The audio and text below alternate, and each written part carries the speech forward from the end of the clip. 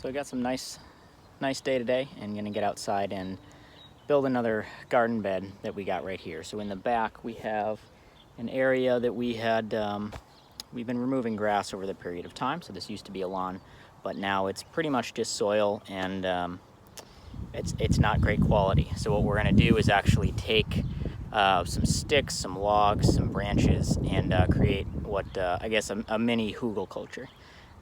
So that's basically a base of wood. So we're going to basically dig out a trench, store the soil, fill that trench with wood, and then put the soil back in over top of that. And what that's going to do is create a nice base underneath where water can collect, where there can be a lot of microbes. There's going to be a lot of fungus activity kind of breaking down the soil beneath in the kind of wood matter to kind of mimic a forest ecosystem. So kind of back here in the back of the food forest, we're going to get a little bit going. So this is next to one of our apple trees that will eventually grow and kind of shade out this area. So this will kind of give us a bed for production in the interim. So I'm going to show you a bit of what that looks like, and I'll show you some examples of what we've done with other hugelkulturs in the past after we get through showing you how to make this one. So fast forward a half hour. This will be a shorter video than anticipated. The time lapse didn't save, so I'm just going to talk you through what I've been doing for the last little bit here.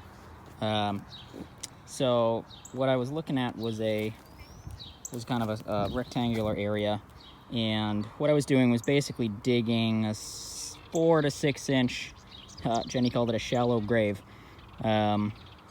where you're just basically creating a little space. And then what I went and did is grabbed some logs, and I can show you where I grabbed those from. But basically I was placing them in that hole, and so that kind of created the wood that's now taking the spot and bringing it up to about grade.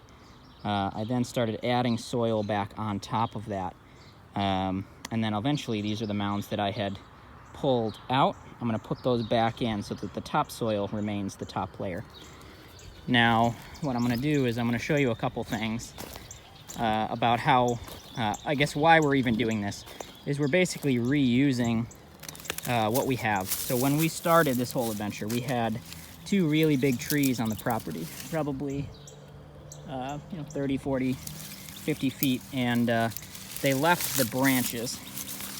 So kind of the bigger stuff, I had them leave it all, and I had them leave all the wood chips. So we talked a little earlier about what we had done with all the wood chips, and what we do with these is, these are probably 4 years old now, this pile, but we've been using them all throughout the garden. So we use them sometimes as landscape borders.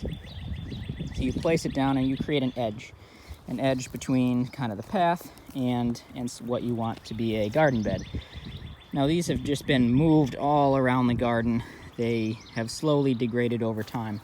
And so now what we're doing is we're basically turning them into part of the soil. Now what I'm now going to show you is what the end product looks like.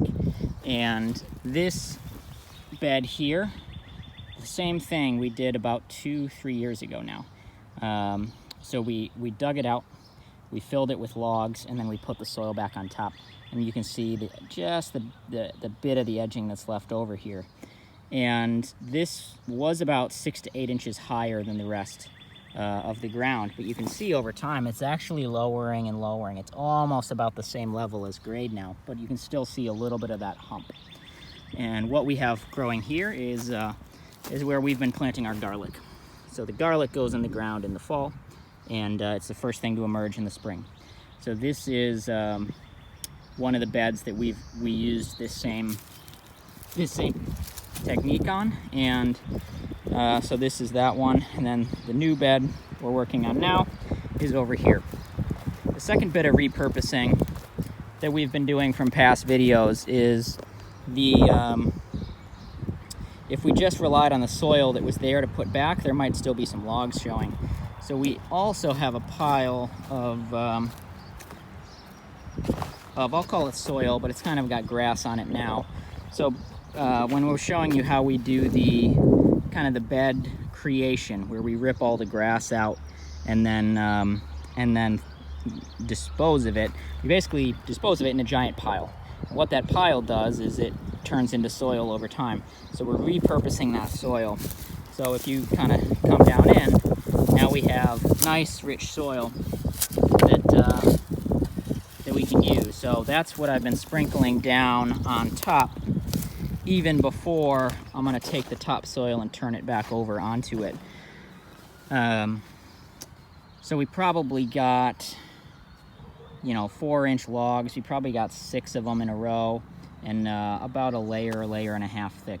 And what we're gonna do now is turn the soil back over into that and kind of show you what the end product looks like.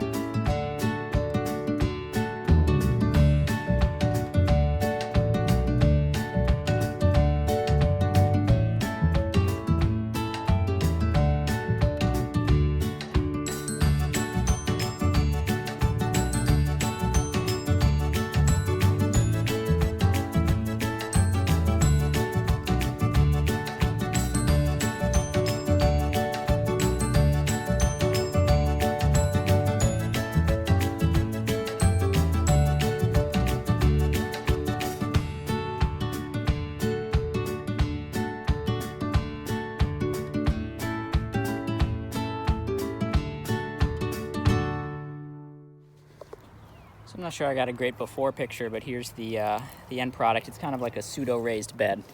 So after the fact, I went back in and I found some other logs that could kind of act as a nice little border, and then added a little mulch to protect the soil.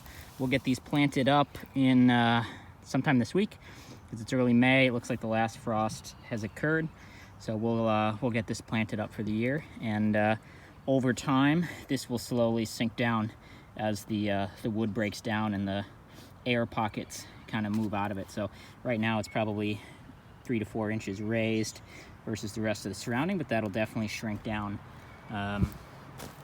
Because as you can kind of see, this bed here was the same probably 2 years ago, and it's almost level at this point. So hope you enjoyed. There's kind of like different ways to go about creating beds and using what you got. So we used some soil and we used some extra tree branches that we had laying around. So we'll keep showing you what we got going on.